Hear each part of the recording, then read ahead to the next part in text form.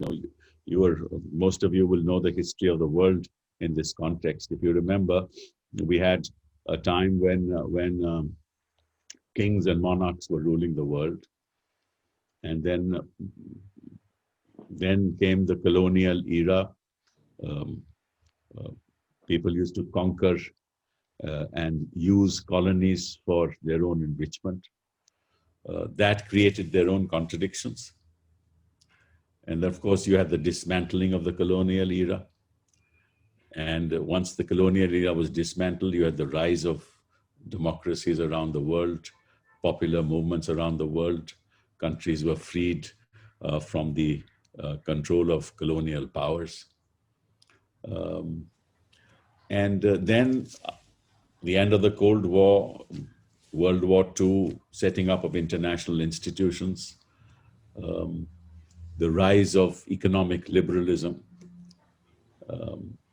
the setting up of the WTO, the World Bank, international institutions, multilateral institutions. The hope was that as you expand trade, because the profits from colonies had ended, and the Western world decided and thought that here was a time if we were to expand trade and capture markets, it'll in the process be beneficial for both sides. Those markets who we access will also prosper, and we in turn will prosper. And then, as we all know, came the end of this era of liberalism. And why did it end? And that's really the topic for today, changing face of global democracy. Why did this end? It ended because people realized that open international economies, which was a very strong tenet of economic liberalism, had not brought about the kind of equality that we all hoped for. The rich became richer, the poor became poorer. And if you look at the rise of Trump in the United States of America, you'll realize, why did Trump become the president of the United States? He became the president because he realized, and he sort of tried to exploit the emotive elements of American culture. And how did he do that? Because he said that, look, our trade agreements are unbalanced. They favor other countries whom we entered into. And when they entered into those trade agreements, that was part of the WTO strategy. And he said what has happened is that cars that are manufactured in the United States are now being manufactured outside. They're manufactured in China. They were earlier manufactured in Japan. The labor market through which we could give jobs to our own people, we lost the labor market because others came in and got those jobs. And those jobs were lost out to other countries. And so America became poorer. It's what has happened in the world is there is now a talk about us and them within countries, right? There is an anti-immigration movement throughout the world, whether it's in Italy, or it's in Germany, or in other parts of Europe, or in the United States of America, or in India. So you start blaming others for not being able to achieve what you were destined to achieve, so to say. And so this us versus them gave rise to authoritarianism, gave rise to majoritarian culture, because that's the only way that democratic countries elected through democratic means, presidents elected, prime ministers elected, could retain power. And you see an entire shift of governments in the whole world. Putin's Russia, President Xi in China, Modi in India, Boris in the UK, Trump in the US, Macron in France, right? Anti-immigration movements in Italy, right? Bolsonaro in Brazil. Why did this happen? It happened because the open international economy failed to deliver. So the face of the democratic world throughout has changed. People no longer believe in universal human rights. And you can see that happening in India, you see that happening in the US. representative governments are representative only for the majority. That's the kind of movement that we are seeing. That's the change of democracy. There is no longer a peaceful settlement of disputes. Why did Brexit happen? For the same reason as because of which Trump came to power. Brexit happened because people in the UK were told that, look, you lost your jobs. It was people from Europe, because you're part of the European Union. People from Europe and come and taken your jobs. So there has been an entire, there's a anti-globalization movement throughout the world. Attack on the IMF, attack on the OECD, attack on the WTO, attack on the World Bank. Good governance, sustainable development, gender mainstreaming, no longer issues. Governance that allows you to win votes is the kind of governance that is at the heart of administration anywhere in the world. So you have in Germany the rise of the AfD, which got 12.6% of the vote. In France, you had the rise of the Front National. In Spain, the rise of Vox. In Hungary, the rise of Viktor Orban. The AfD won 96 seats in the Bundestag. The Czech Republic, Andres Babis, won on an anti-labor, anti-immigration agenda. Steve Bannon was really responsible for the rise, and he's the ideologue behind Trump's rise. America rejected climate change. Hate crimes in the US rose to levels that the US has never seen before. Crimes against Asian Americans reached alarming levels. Putin's liberal idea, he said, liberal idea has become obsolete. That's what Putin said. And the most dangerous thing that's happening, and that's something that I want to talk about. That's really the real changing face of global democracy, is the use of technology. You see, technology, like any technology, is a great empowerer.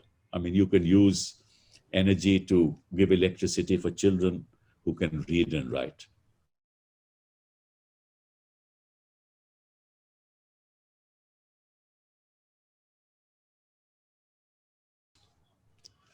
We have now the rise of the tech companies in the world. The use of technologies to find out who is who. Facial recognition technologies. Technologies that tell you where you live, which race, which caste you belong to, which religion you belong to. They can do individual profiling throughout the world. And this kind of technology will further change the face of democracy. And you can see that happening now around the world. People are using this technology to access markets. I mean, we talk about the global meltdown. We talk about the pandemic. Which are the companies that have benefited maximum from the pandemic? You get your fast food from outside,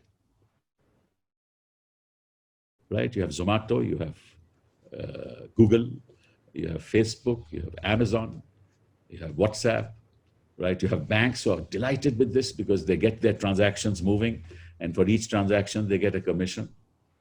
And they are the companies who make the maximum profit out of the pandemic. Who is lost out? Those hundreds and thousands of people who walked on the streets, people who lost their jobs, for whom technology was not used. Technology will now be used to find out everything about you. What you are, what your proclivities are, where you live, how you live, what you eat, what you don't eat, what you buy, what you don't buy, right? Who you go out with, where you go out with. Your technologies on the mobile phone, people will get to know where you're going at any given point in time. Which car you travel in, how you have traveled, who you have met, whose house you have gone to, right? Isn't that antithetical to democracy? And I'm talking about in global terms.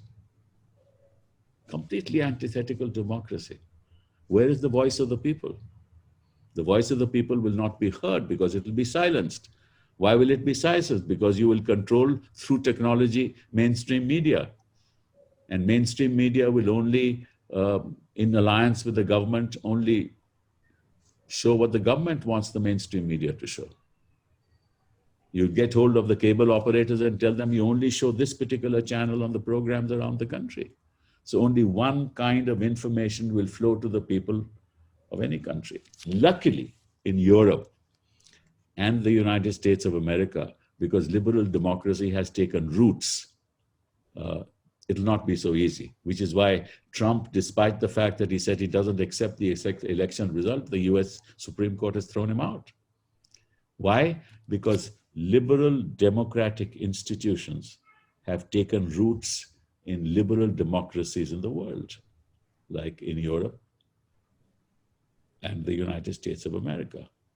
But in other parts of the world where liberal democratic institutions are fragile, have not taken roots, they won't be able to stand up to the use of technology, the use of authoritarianism, the use of money power, the use of a majoritarian culture to silence dissent. And that's how the nature of global democracy is fast changing. And probably unless we, the people of India and people around the world, stand up to the kind of authoritarian, majoritarian culture that is being openly displayed and seen, unless we stand up as individuals and as people and as responsible citizens of the world, I think that the nature of democracy is going to change, has changed, and I do hope that there is no death knell to democracy in the years to come. Thank you. Sibbal, sir, once again, to take over, sir, comparing and having an analytical view between Indian democracy and democracies in foreign countries, sir. So could you throw some light on it, sir, if you permit? See, I think we've got to understand, I mean, we know what the principles of the Constitution are, we know what our fundamental rights are, but what you've got to understand is the nature of the functioning of these institutions. Remember, democracy functions on basically 4 pillars. After the people's verdict, puts a government in power, then the executive functions within an institutional framework, be it the UK, be it the United States of America, be it Europe. They all function within an institutional framework. And what is that institutional framework? That the executive functions and is responsible to the legislature, right? In a parliamentary democracy, the party in power has a majority in the House. So in a sense, the will of the executive is expressed through the legislature, right? And there are courts of law, which then, and that's the 3rd pillar of democracy, which then analyze those policies and then give a verdict whether they are in tandem with our constitutional principles or not just with fundamental rights, but with all constitutional principles. And there are 2 limbs outside the 3 pillars, being the media, which is the 4th pillar, which brings to the notice of the people the agendas of the government and the policy framework in which the government functions, and allows for criticism through the media, right? And then you have the Election Commission, which makes sure that the elections are conducted in a manner consistent with the basic principles of adult franchise, right? These are the pillars of democracy. Now, if those pillars break down, no matter how often you read the provisions of the Constitution, it really doesn't matter. The cold print of the Constitution has no relevance when the pillars of democracy break down. So what do we see in India? We see in India, and we see actually around the world, we see, I don't want to name a particular channel in the United States, we all know about it, a few channels in the United States, but much more in India, because those channels are termed as Godi media. So you see the media by and large is broken down as an institution. So one pillar has fallen, right? Why is the media broken down? You must understand that. Remember, most media in India is controlled by industry. It is this industry which funds the government through electoral bonds, which is why over 90% of all contributions are given by this very industry which controls the media to the PM Care Fund or otherwise through electoral bonds. So therefore, industry is controlled by government because they need favors from government on a daily basis. Industry controls media. Industry funds government. Media depends on advertisements to run media. So there is a nexus between the media, the government, and the industry, right? Once that nexus is ironclad, you cannot control news, because only that news will reach the people which the government wants. Because the structure of telecommunications is such that a lot of news, especially in rural areas, goes through the cable network. And the cable network is functioned on the basis of TRPs. And the TRPs are manipulated, right? So therefore, only that news which the government wants to reach people reaches people. Okay, so one pillar has gone. The other pillar, which is the Election Commission, and we've seen how the Election Commission has been functioning here, and I don't want to talk about it, right? As far as the legislature is concerned, bills which are not money bills are termed as money bills and passed without they being voted upon in the Rajya Sabha, right? The legislature decides what it wants to. Suddenly a bill is brought in parliament without circulation, discussed and passed. So the democratic functioning of the legislature too has seen a paradigm shift. So that's also not functioning. When you say the executive is responsible to the legislature, if the legislature represents the will of the executive in a sense, then who is responsible for whom? And then in this context, we have seen how, unfortunately, courts have been functioning in a manner that sort of makes us despair. So if this institutional framework is demolished, no matter which part of the Constitution you read, it'll make no sense, because the Constitution will not work, which is why Ambedkar said, "Sir, we are giving you this Constitution. It's a perfect Constitution, but it'll all depend on who works it, on the men who sit there who work out this Constitution." So fine, constitutional values are fine, but the values of people who function the Constitution are more important. And those values are inconsistent today, both in India and around the world. More in India, less around the world, of course, much more in China and perhaps in Russia, to the democratic values that we embrace. That's my analysis. So absolutely Thank you, well sir. said. In fact, I was very well said, sir. In fact, I was just recollecting what you had said regarding media, and it holds absolutely true, sir. It's the fourth pillar of the democracy, and around the world we are seeing, sir, that the media is rather doing invasive journalism than investigative journalism, sir. And at times it turns a deaf ear to the truth and the reality, and it's supposed to be the voice of the people, which it does not function, sir. I've got some data, sir. Governments across the world, sir, use them for their own benefits. I mean, as you rightly pointed out, China, sir, I'll elaborate a bit more on that. Absolutely, you were right in saying so that China's invasion and tortures on Hong Kong people was totally suppressed and not even reported at all in the newspapers.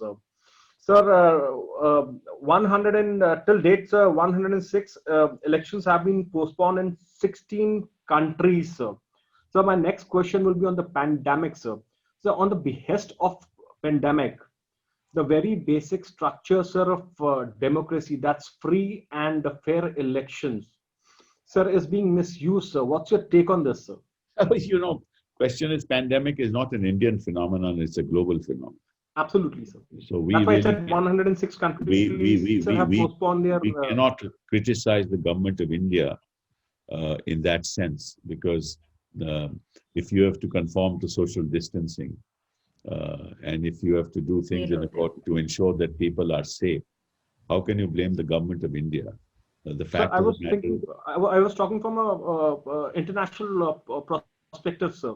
That elections have been postponed. So 106 countries have postponed the elections. well, you know, that's for each country to decide, you know, what it wants to do. And I'm not going to comment on why they have Very postponed. well. Got the The point. fact of the matter is that a pandemic is a global phenomenon. And we must accept that fact and make sure that our primary duty, or the government's primary duty, and our own primary duty as citizens of the country, is to do things that keep us safe and keep others safe. That's our social responsibility. So if in that process elections cannot be held, or elections have to be held in a particular fashion, then we cannot really blame the government for it. Because the government didn't bring about this pandemic. So, we need to be a little more rational in our analysis. Everything cannot be blamed on the government. So and certain bills have been passed during this pandemic without even debating about it, sir. In fact, which have become the source of entertainment throughout the world. And if I may be just crystal clear about it, sir, I mean the farmers' type. So what's your take on that, sir? You know, you asked me to do a webinar only on the farmers, and I told you that I don't want to talk I about agree, sir. I agree. I just threw a reference. I'll tell you the reason why. I'll tell you the reason why. You must understand that we are politicians. So any statement that I make on merits on the farmers is national news. Okay? Right? Got the point, and it'll be twisted, it'll be misinterpreted. And that's why I told you I don't want to do a webinar on farmers. But on what farmers, the only I agree. one second, the only farmers, when you want to bring about a paradigm shift within the country on the basis of any policy decision, whether it is demonetization, or it is the GST, or it are the farmers' bills, right? Or it is controlling the social media. Any of these paradigm shift policies, you must understand, require a debate. Correct. Right? Require consultation.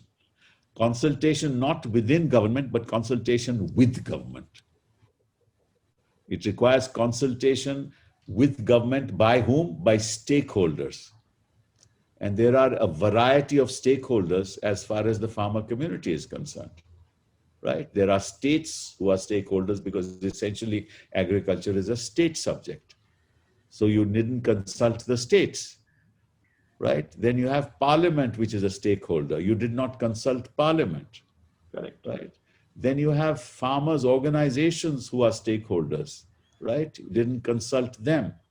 Within the farming community, there are levels of people holding different kinds of holdings and different kinds of lives, right? Leading different kinds of life. You have the rich farmers. You have the tenancy farmers. You have casual workers. You have daily workers. You have workers who work in the farm, produce for the farmer, right? They have a share in the produce. You have the mandi system, right? You have the artiyas, right? You have a whole range of stakeholders. So before you try to bring about a paradigm shift, and I'm not on the merits, before you bring about a paradigm shift, you need to consult. But we are living in a country where the Prime Minister has not given a press conference since 2014. Right? we're living in a country that when you inaugurate a building, the Prime Minister himself sits there and does a havan. Right? There is a complete shift in the nature of our democracy. I can comment on that as I have commented, but I don't want to enter into the merits of a particular decision. Absolutely Right? fair enough, Because sir. I will be my comment will be associated with one, me personally, two, my party. So, And then, it'll become a matter of national debate. But absolutely, sir. my comments on the bill is what I have told you, that it is unfortunate that all this was done in the manner in which it was done. Absolutely, sir. True to your stalwartness, sir, and we tend to learn from you, sir. Every time, be it in the courts or be it outside the courts, sir. And this is very well answered, sir. I mean, I have greatest of my respect and regards, sir, for the way you have answered everything, sir. And I'm totally obliged for it, sir. Uh, Hello, and thank you so much for having me here. My question is for Mr. Sybil. Sir, my question is that, women are 50% of democracy in the world. In the US alone, right to vote for women came in 1920, but it took World War II for women to actually come and work because the men were at war and to gain financial independence. Educating them is not enough.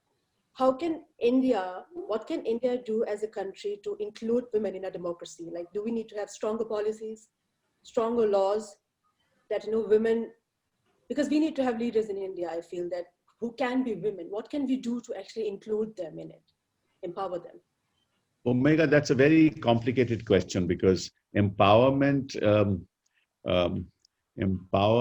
comes through not just policy prescriptions, but essentially by ensuring that households in India don't live in abject poverty. See, the real problem is poverty. And 800 million people out of 1.3 billion people in this country earn around 5 to 10,000 rupees a month. Okay. Now you tell me, in the context of the price indexes in this country, how can any person live in 5 to 10,000 rupees a month? Right? Now, 800 million people is the population of the US and the UK put together. Imagine the extent of poverty in India. So when you talk about empowerment, you can't talk about empowerment of women in the context when you see families living in destitution. Women, in the context of Indian culture, put themselves last, right? They try and make sure their children are fed. They try and make sure that their husband is fed. And then if anything is left, then they feed themselves, right? That's what women are reduced to in our country. So I think, to your answer, the first thing is we must get rid of poverty. Right? How do you get rid of poverty is a fundamental question, right?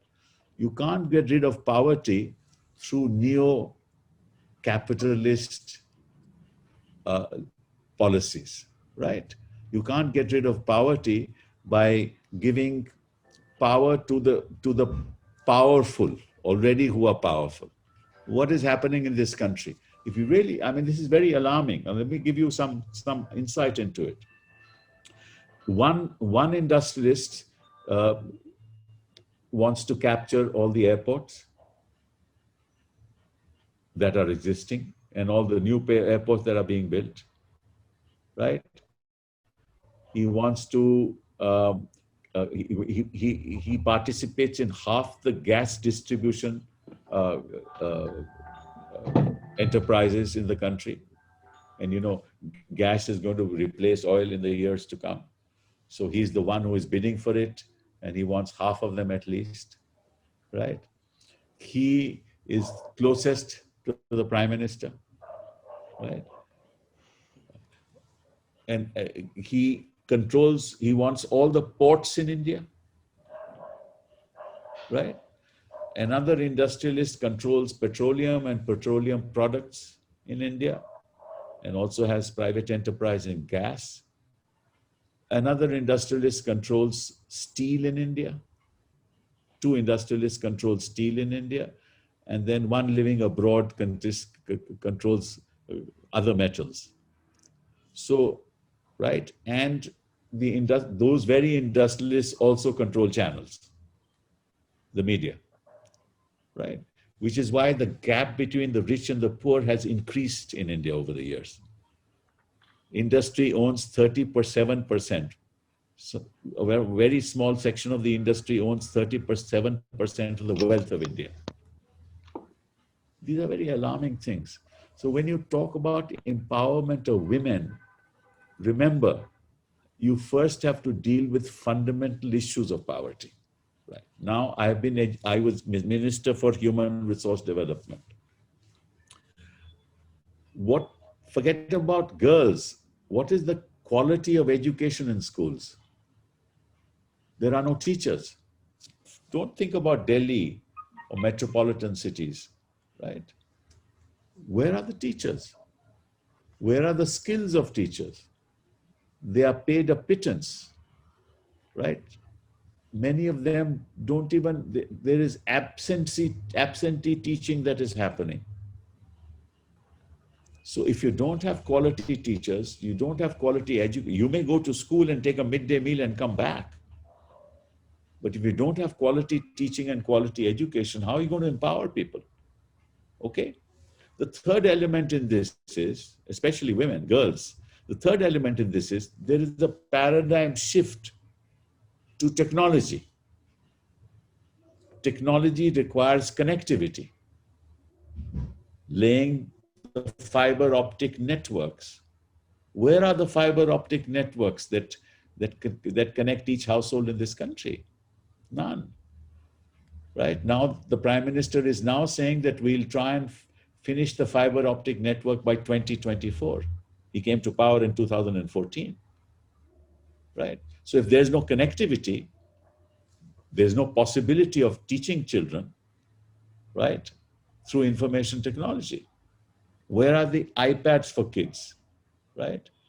Right? Most kids don't even have a mobile phone, right, which can access data.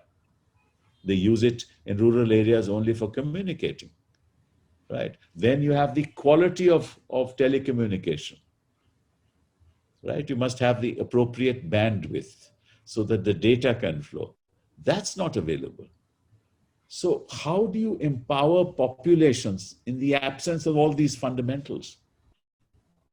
You can give a speech and you can say, I will do this by such and such day, I will do this, we will surpass the Paris Agreement thresholds that we have promised to the country, we will surpass all that.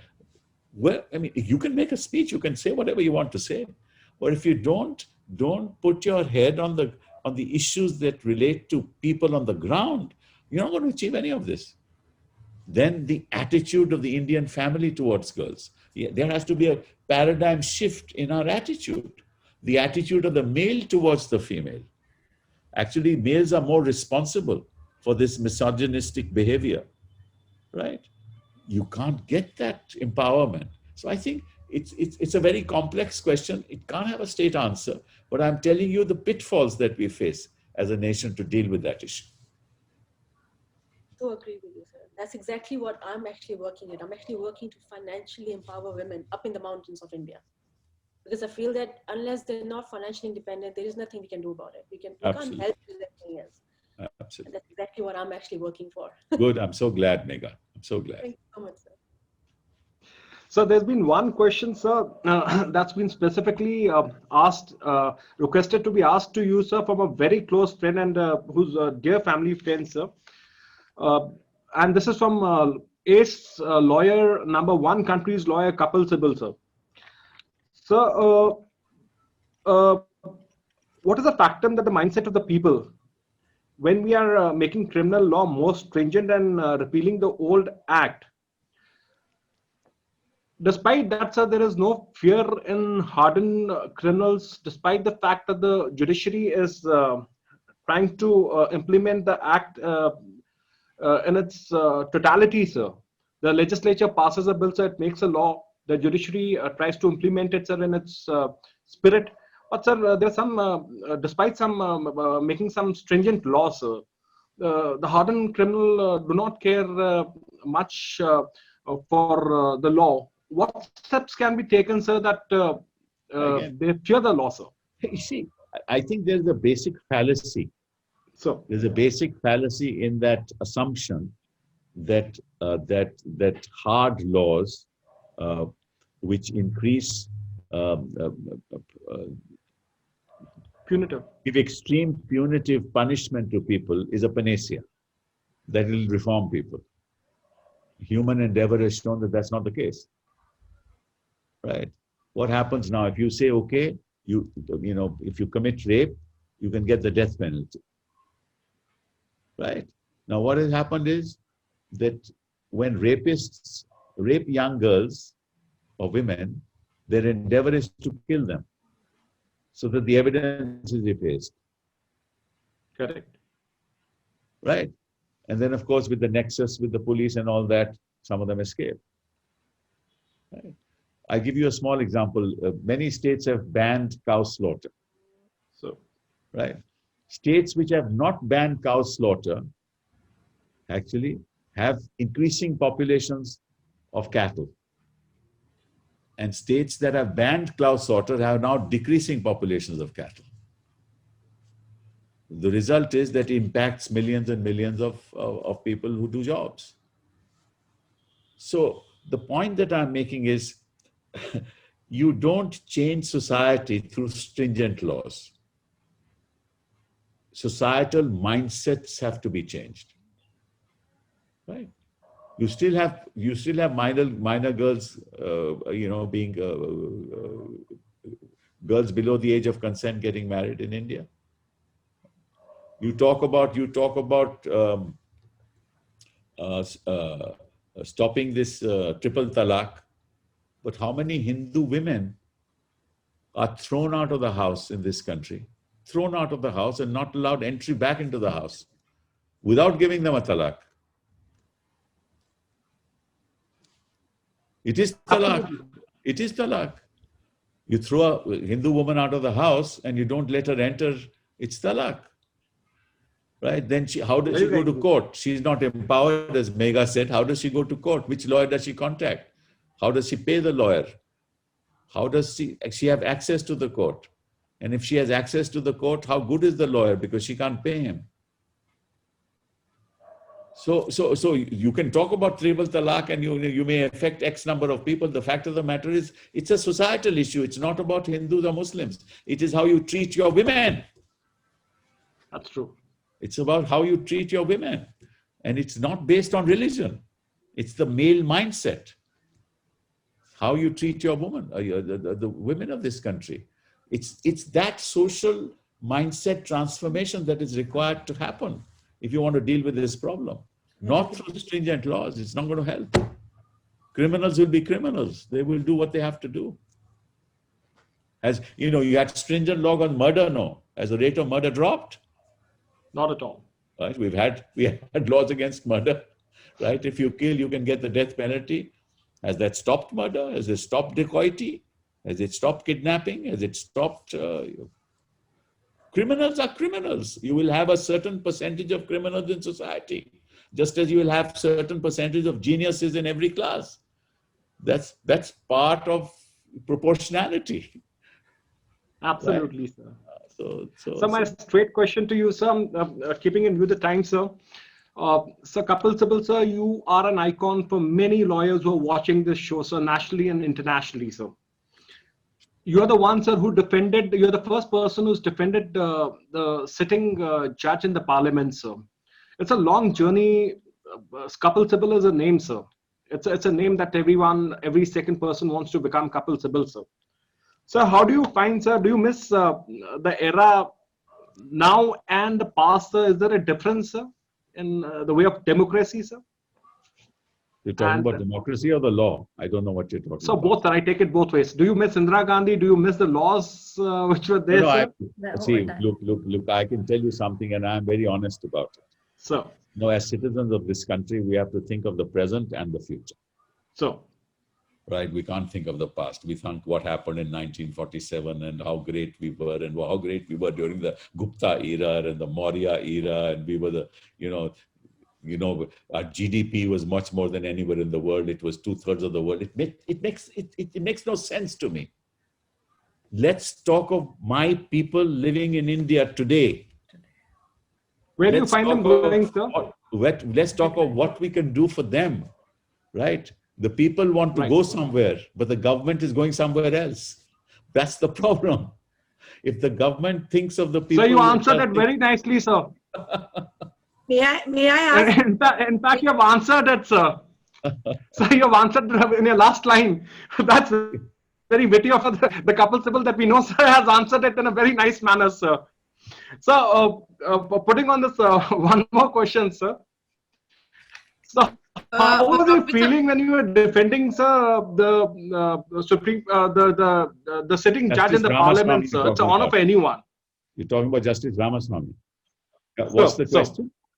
Absolutely, sir. So what kind of things did you have in mind, sir? Because as a lawyer, when we go and defend someone in a Parliament, which is a legislative making authority, and having all the laws updated and everything, sir, could you throw some light and, sir, some guidance for the younger lot who may experience such things somewhere down the line, sir? Well, it'll be part of my memoirs as to how it all happened, but let me just give you a snapshot because we are reaching 6 o'clock. Sure. Just a snapshot is, again, that was also the case of institutional breakdown, my representing Ramaswamy in Parliament. I'll tell you why. When Ramaswamy was being impeached, Justice Ramaswamy was being impeached, there's already a mechanism of an inquiry, a judge's inquiry committee, which is set up to determine whether the judge is liable to be removed or not through a motion in Parliament. And I wanted to be heard at that stage, and the judges said, you can't be heard because there's a judge's inquiry committee. So I said, okay, then what stage will be heard? He said, once the report comes, then you will be heard. So the report came against the judge. So I told the judge, now you please hear me. They said, now we can't hear you because now the report has come. Now it has to go to Parliament, right? And so I said, then how will I be heard? That means that throughout these proceedings, I've never been heard. This is institutional breakdown, right? So I was not heard even at that stage. Then I said, this is not fair. He said, okay, we will make sure that you are heard in Parliament. My God. That's how I was heard in Parliament. Okay. Superb. So that was also a case of institutional breakdown. Right. So Murani ma'am wants to ask you a question, sir. No, just a very, very basic question. Sir, as a citizen, I feel that if one party domination has to go from the country, then we need a viable opposition. What are your views on that? How can one have a viable opposition? Because we really want democracy to be there with one party in power and an effective opposition. I'm not saying Nalini, it's a very important question, but that also depends on our structural mechanisms being in place, right? If electoral bonds continue, money will only go to the government. If the media being controlled by industry, licensed to run the media, then information will be controlled by the government, right? If government allows their own people, RSS people, to be appointed as vice chancellors, right, then educational institutions will be controlled by government, right? If the election commission has its own, favorite persons from Gujarat being appointed, the election commission will be controlled by government. If governors with RSS backgrounds are appointed, then governors will be controlled by government. Issue is not opposition. Issue is institutional decay. The fight for this country is to bring back the revival of institutions, have a national agitation to make sure that the media is not controlled by business. to have an agitation that educational institutions are not filled up by vice chancellors who have RSS backgrounds. Agitations to make sure that the flow of information is in a fashion that all information goes to everybody. An agitation that social media is not controlled by trollers who are funded by government. These are very complex institutional issues. We have to have an agitation against these things. Then only you will get an opposition. If all of this is controlled, there will never be an opposition. That's the problem in our country. So when you talk about viable opposition, you think that I can have a viable opposition by just raising my voice. No, my voice will not be heard. Before an opposition is heard, the opposition's voice has to be heard.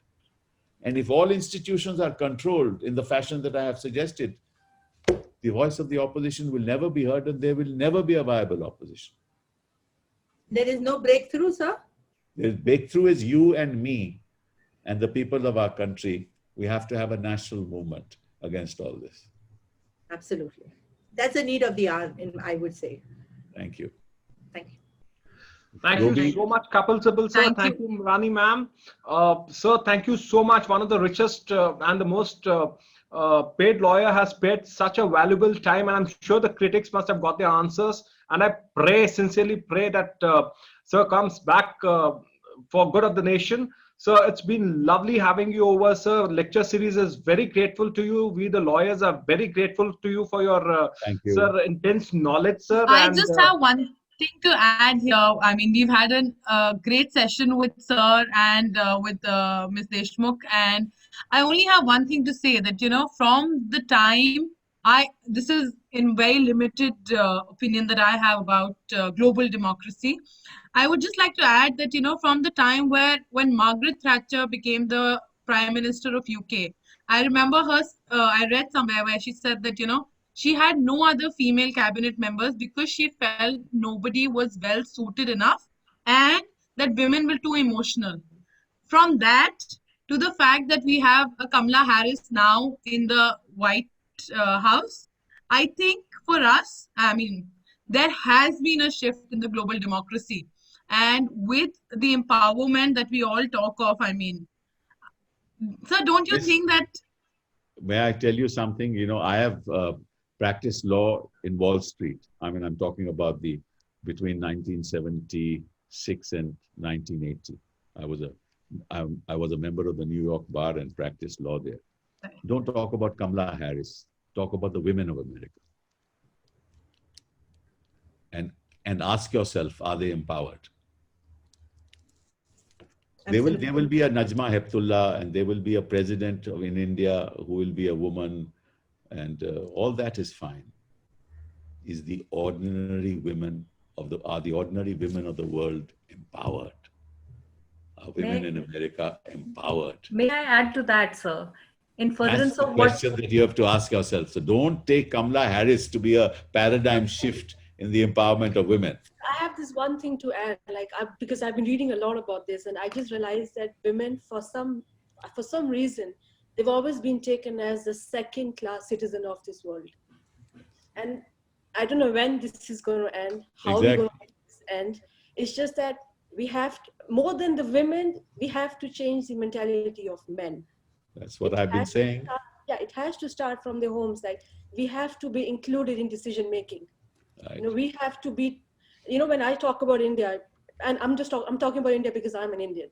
When we see, when I'm sitting at home and I see people around me, they're like, oh, you know what, you get married, and once you get married, then you can see about the future. That's not how it should be. We cannot be always told that we're not good enough. I feel that's when empowerment actually comes in. Right. Robi, now I would like to add something to this, sir. Yeah, look, sir, I have to go. I have to go. I It was just wanted... 6 o'clock. It's past 6 o'clock. So you're too sought after. Just 2 minutes more, sir. No, I just wanted to add something to that. The case study on this is that women sarpanches, though there is a system of having... they are all, their decisions are the decisions of their husbands. Husbands, absolutely. I totally agree. That's exactly what I wanted to add, that there is no decision making in the hands of women. It's actually they're only nominal heads. So they just kept there for the record's sake. all the Okay. decisions. Thank you so much, Kapil sir. Thank you, Megha. sir. Thank you, Thank you, Rani thank ma'am. you, Thank thank you, Kapil sir. And thank you, Anu. It's been a pleasure. Thank you, all the viewers. God bless you. And it's been a fabulous time with Kapil Sibal sir. And to let you all know, Kapil Sibal sir is also the admin of our lecture series of law. And under his aegis, we are flourishing. And God bless sir with more healthy and more lovely life. And maybe have sir once again on our show. Thank you so much sir for sparing your valuable time. Bye Sir. bye. Thank you. Thank you, sir. Bye bye, sir. Thank you. Bye.